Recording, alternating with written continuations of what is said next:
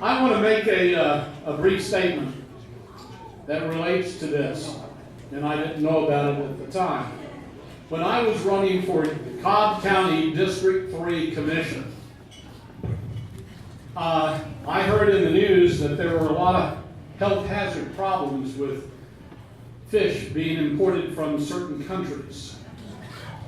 So I called Gary Black, spoke with Gary, and asked him what kind of food inspection, fish food inspection particularly, do we have in Georgia, after having heard that Alabama had such a program.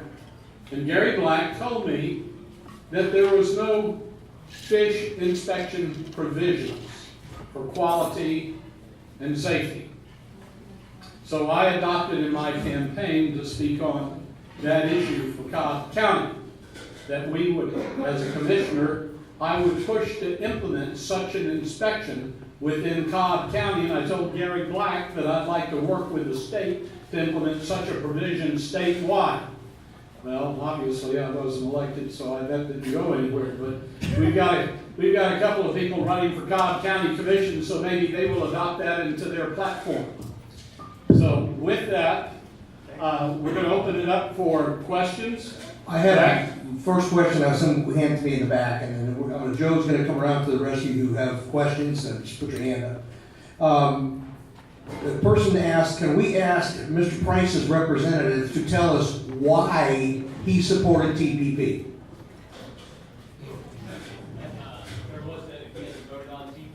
TPA, excuse me, let's clarify that. He voted for the authorizing language TPA because they believed that what they said they could rein in everybody doing this. So, why did he vote for that?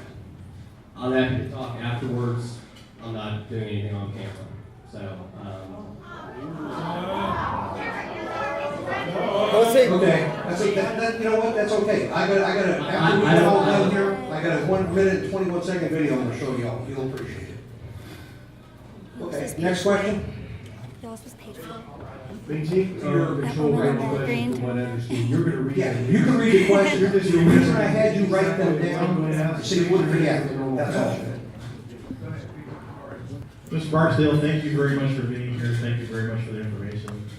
I will make a comment that it seems to me that the TPP is a huge observable indication of the corporate takeover of our government.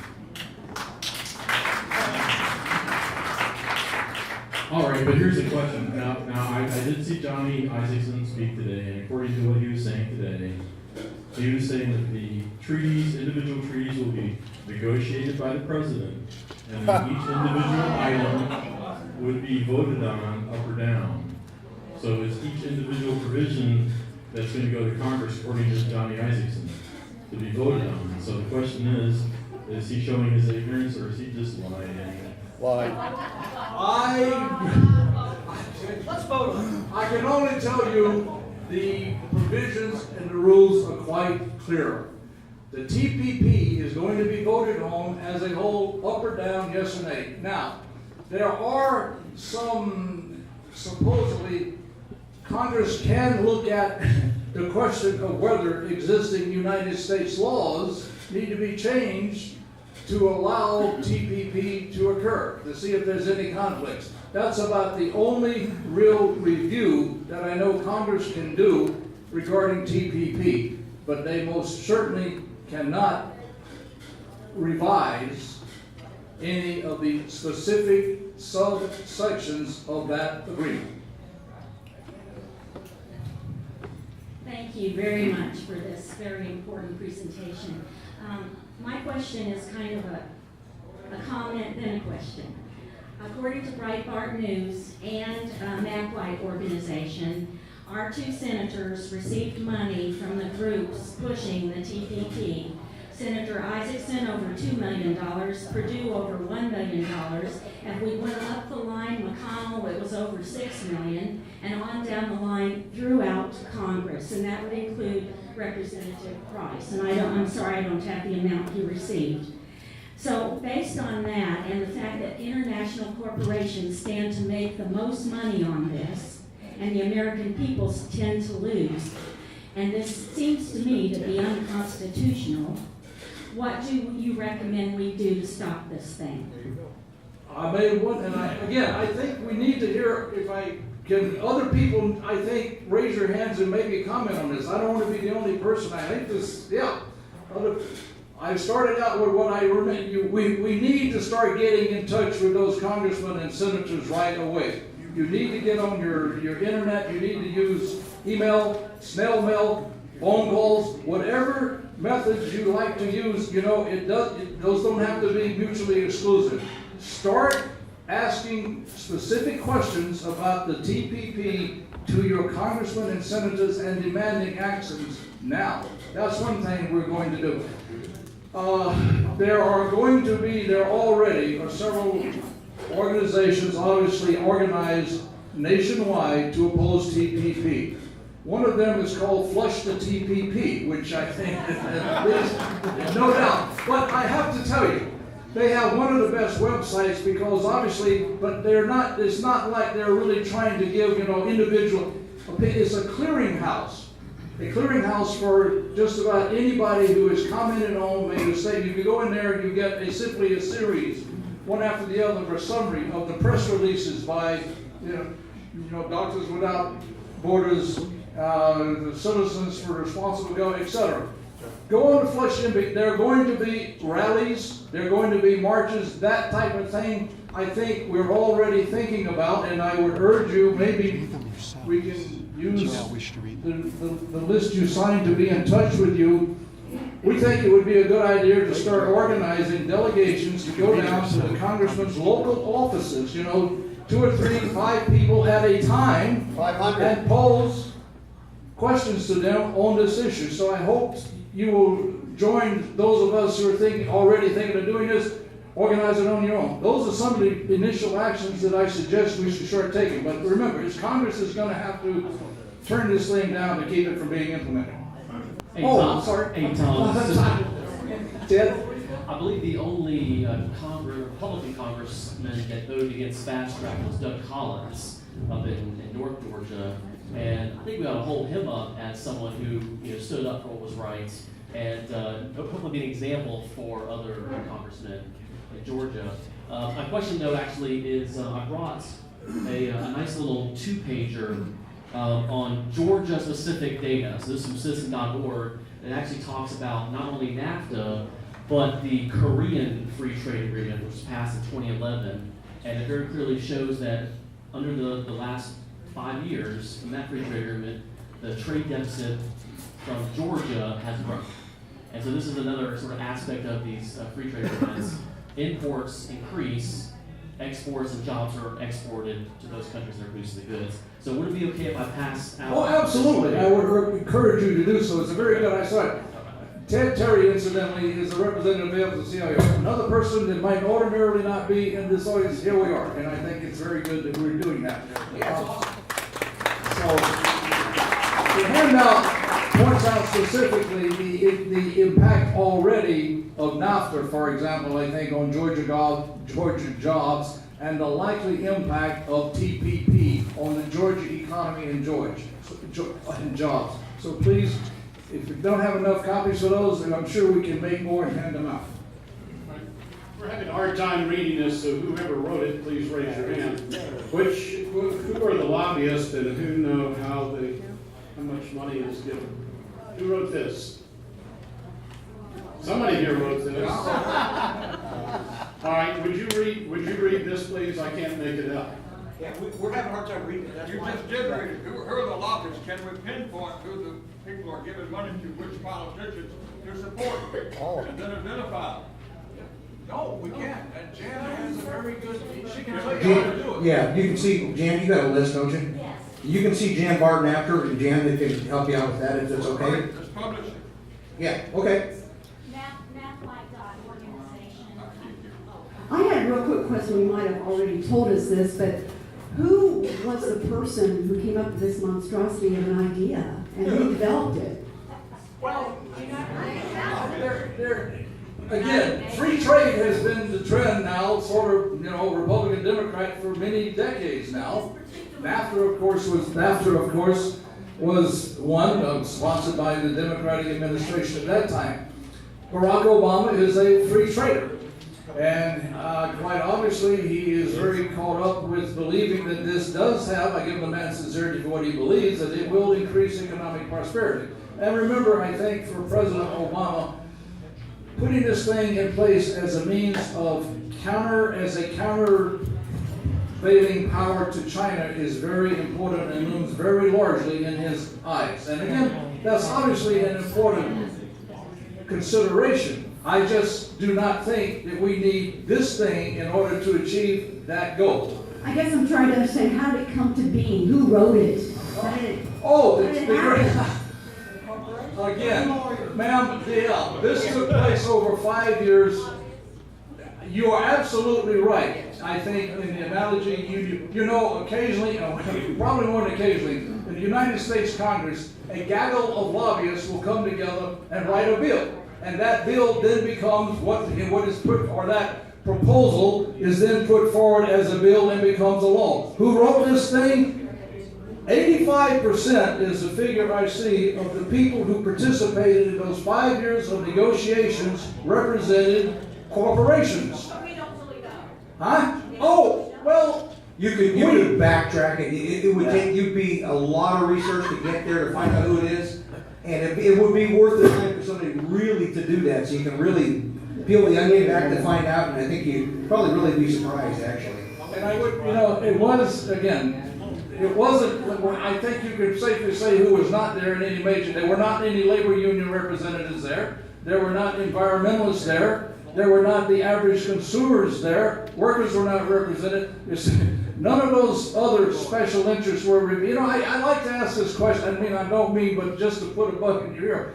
If there can be special international tribunals to make sure that corporate interests are served, why the heck couldn't there be special tribunals to make sure that labor unions and workers in some of these countries are served? Why not? No such thing exists. Remember, countries cannot lobby directly, but what they can do is hire powerful Washington law firms staffed by former senators and congressmen to go in and lobby for them. That is perfectly legal, and quite frankly, that practice needs to stop. Trish? Well, my question is, Tom, I have the utmost respect for you because I know you really helped Cobb County. What I want to know, is this not a step towards the North American Union, which is similar to the European Union? Is this not a step towards one world government? Yes.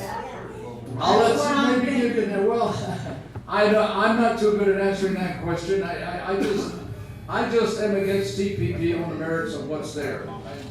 I just wanted that out. Certainly, yeah. What did you do for the government when you worked for the government? Does that? the microphone. Well, sure, you got here. Well, I have a similar Wait. Bill's up. Tom, what did you do for the government when you worked for the government? It's been 12 years. Was that question really? I was a political, I analyzed foreign affairs for a United States government agency. Which agency? Huh? Which agency? Does it matter? Maybe. I worked for the Central Intelligence Agency for 32 years. I was an overt employee. I'm not perfectly free to say that. The reason I don't go out of my way is when you say those words, ordinarily sensible people sort of go gaga. And believe me, people, and let me tell you, any of you, I'm sure some of you had relatives who worked for the CIA, your uncle, your cousin, or they had a top secret security and couldn't tell you. I'm glad to know that, but I really don't need to know it when we break up tonight. I want to talk to people about TPP, not against my services with the CIA. Thank you. Okay, won't the TPP require that we have more open borders to ensure that all the countries or corporations involved in the trade agreement have access to a labor force or a cheap labor force? I'm not, maybe Michael would seem to be. I don't have specific knowledge of that, but that would be the logical extension of your question. It's kind of when you have a 5,000-page bill, I guarantee none of these guys know what's in it. just like the omnibus or anything else. So, yeah, there could be provisions in there. I don't think Tom sat down and read 5,000 pages. And remember, those things are hidden very, very deeply in the bills. For instance, when NAFTA was passed, we said that would boost our exports to Mexico. Well, I looked into that when I was running for Congress at the time in the primary, Bob Barr, and we looked into that and opposed NAFTA. What we found is that the federal government is counting their exports to Mexico as entire factories that they moved to Mexico, and they counted that as an export. Lost the jobs here, moved the factories and the capital equipment to Mexico, and that was an export, and that helped increase our trade. Okay? So think about it. Think about it. So yes, these things are probably hidden in there through a logical extension to a conclusion. Okay, yeah, first of all, I can't tell you how comforted I am that Barack Obama is going to be doing the negotiating. And this is a guy traded one trader for 5 Taliban generals. But my question is, I recall when this first came out, there was a lot of secretive parts of this, and they had to go in rooms to read it, and they couldn't take any notes.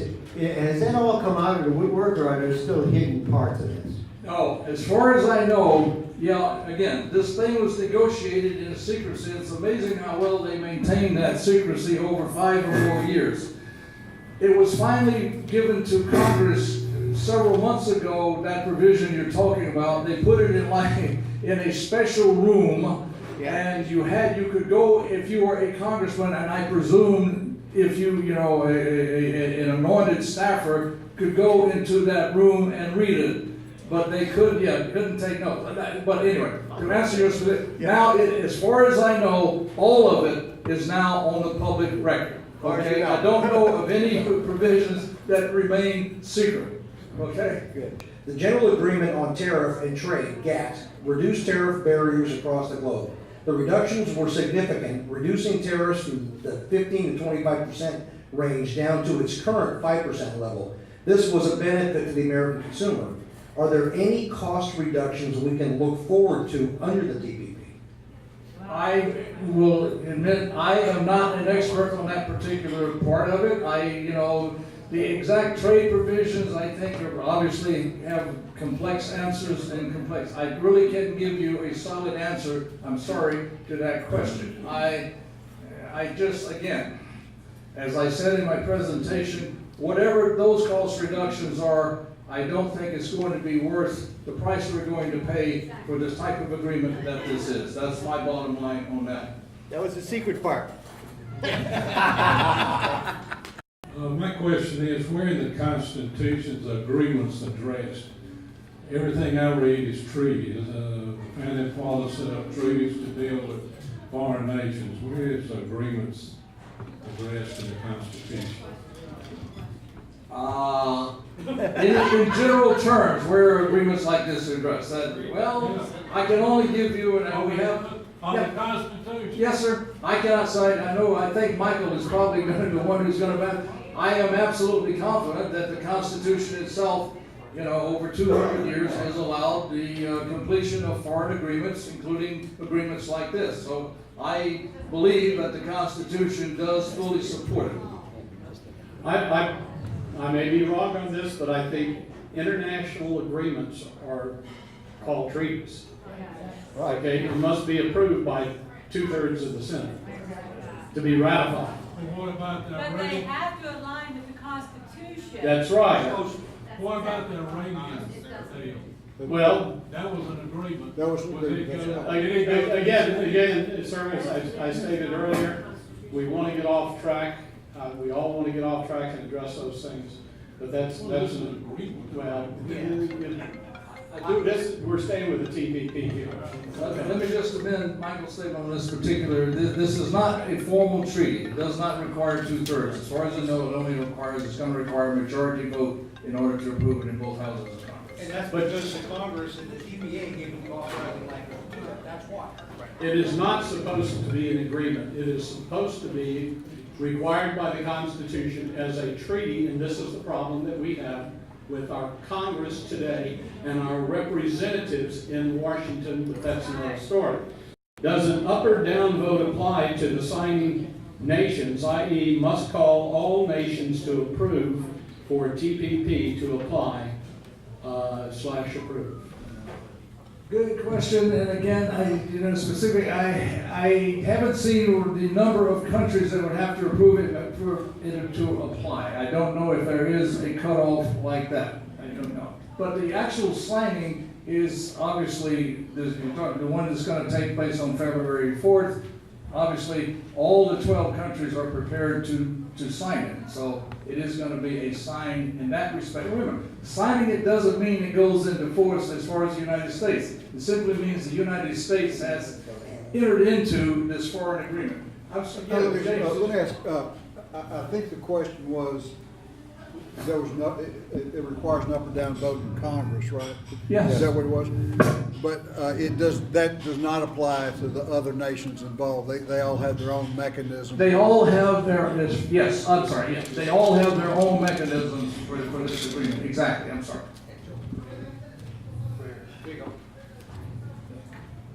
Yes. 6 countries must approve, and the United States must be one of them. Thank you, Stan. Thank you. It says, who provides the force of the gun to compel government to pay the fines awarded by the tribunal? That's a good idea. Well, there is no actual, I have had that question asked before. I guess there's really no actual gun. Look, if we enter into an agreement, we're obligated to carry it out. The full faith and credit of the United States government or Germany is on the line, and we're required to do it as we would do any other agreement that we actually entered into. But there's no, United States. it's just going to be a requirement. We don't sign agreements and then ignore it. That's not the way out. That's worse than the TPP You should itself. sign agreements you haven't read. Well, that's... Well, you can read it. It's all right. I'm sorry. If in the Constitution, anything like this is passed, has to be a treaty. They changed the term to agreement so that it bypasses that. So if we're doing agreements instead of treaties, it's null and void because it's not in the Constitution. There you go. Explanation point. Just, this is a practical thing because I would say to a certainty the TPP will pass. So, whether we want to or not, it probably will. If not this time, if not this go round, sometime in the near future. But you shouldn't lose hope because that does not nullify the other body of law that American companies and American citizens can use, such as countervailing duties, anti-dumping. So we still have that relief, which really overrides this because it is, those are U.S. laws that deal with these types of import issues. So don't lose hope if this does get through. There's ways to attack these things. And as Chris Ann Hall said, anything that flies in the face or in opposition to the Constitution where it is not granted is illegal. Okay? So we need to keep that in mind as we go forward and remember that to the politicians who support this program to the detriment of the sovereignty of the United States. Let me just give a quick recurring. James, I'm not as pessimistic as you are. I do think this thing can be defeated. I really do. There's support for it, I think that's one reason, whatever Senator McConnell's reasons for making that statement about don't send this thing forward because it'll be defeated. Is he playing it? I'm not so sure that was simply. I think some of the initial support has begun to wane. And again, when you start having the main presidential candidates in both parties opposing this thing, that indicates to me is that the support for it is not as strong as might once have been expected. Yeah, but I suspect Clinton would have had the same position prior to the election. So, okay, go ahead.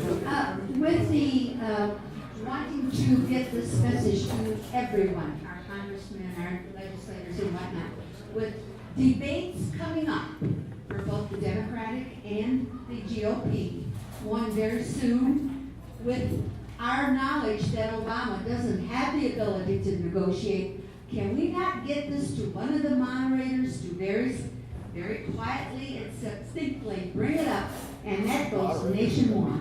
Wow.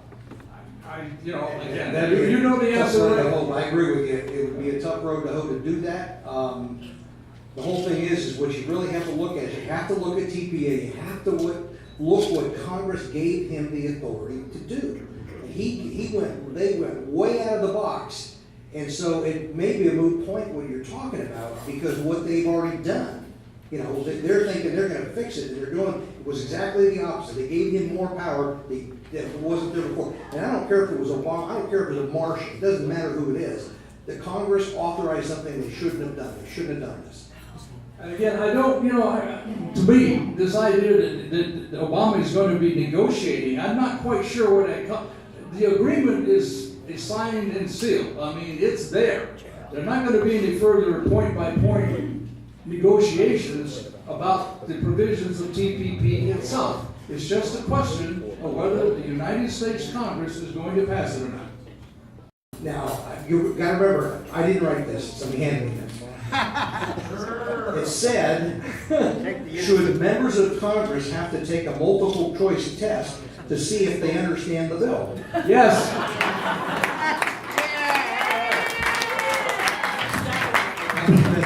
But again, you know, they should be been bombarded by you people with questions that force them to let you know whether or not they know what it provides. They should be required at some point, and I'm sure they will eventually appear before public forums, and we're all going to be held in force. As many of you know, one of my favorite sayings on the Medicine Forum is, knowledge is power, ignorance is slavery. You now have knowledge. We all have knowledge that we did not have before we came into this room this night. And we must not keep this knowledge to ourselves. We must share it with our friends, those who will listen and understand. We must share it with the public.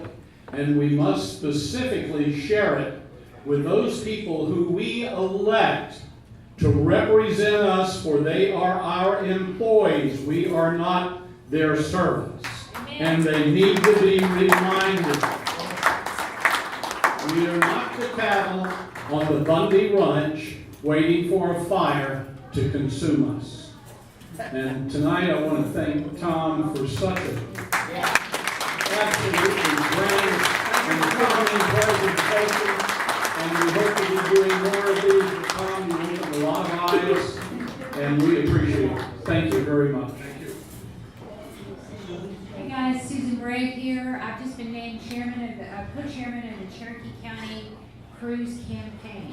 And we are actively seeking cruise volunteers. I also have yard signs in the back of my car. They are $2 each. And if you're interested, just sign here.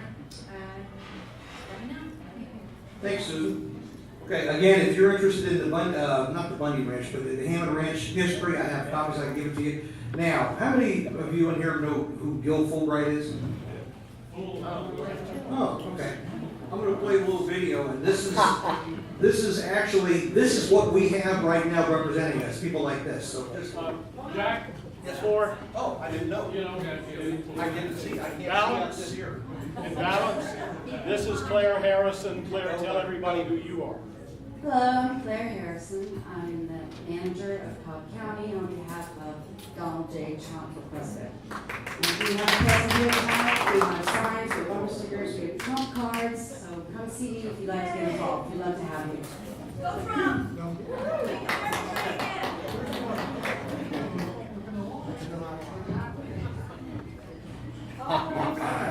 I'm Gil Fulbright. The people who run my campaign have made this commercial, and I'm in it.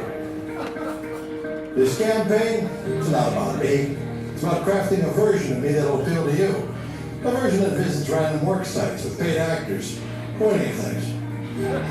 A version of me that doesn't find old people loathsome or pointless.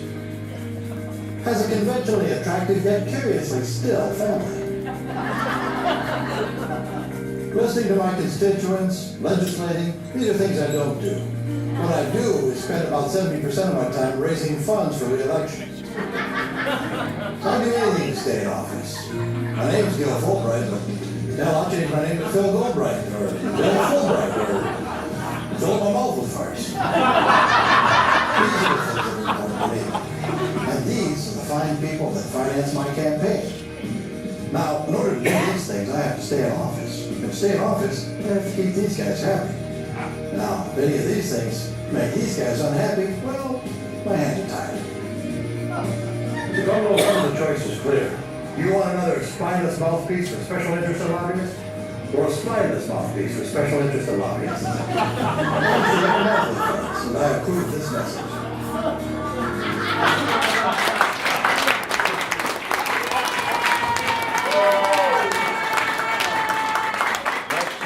Unfortunately, this is what we seem to have in office right now. There seems to be no integrity left. Everybody is sold out. Just with the bailout, what they did with the omnibus is absolutely horrible. They listened to no one. They have listened to no one, and it's time to make some changes. I know that Barry Loudermilk has an opponent right now, a guy by the name of why did I forget? Hayden Collins. I'm sorry. And Tom Graves has an opponent also by the name of Mickey Tuck. It's time to send these guys home, folks. They ain't listening to us. You saw it tonight, you saw the example. Isaacson was here today in town just a few hours ago, but us little people don't count. So sorry, folks. I'm really done with this, ladies and gentlemen. I really am. But it's time. The only way it's going to change unless we change it, we vote him out, get rid of him. Find somebody to run. If you know somebody wants to run, encourage them. So, Colleen, sorry? Yeah, they all need to be primary, all of them. I'm from Alabama, Montgomery, and this was before my time, but it was a well-known story. Big Jim Fulser, the governor of Alabama in the late 40s, early 50s, and he was one of these Southern politicians. And he was in a race with another Southern politician, and the guy said, his opponent, Big Jim, said, "This guy tells you he's an honest politician and he's not going to steal from you." He says, "He's lying." He said, "I can attest to the fact that he's lying. I'm going to tell you the truth. I'm going to steal from you, and you know I'm telling you the truth. Vote for me," and they voted for it.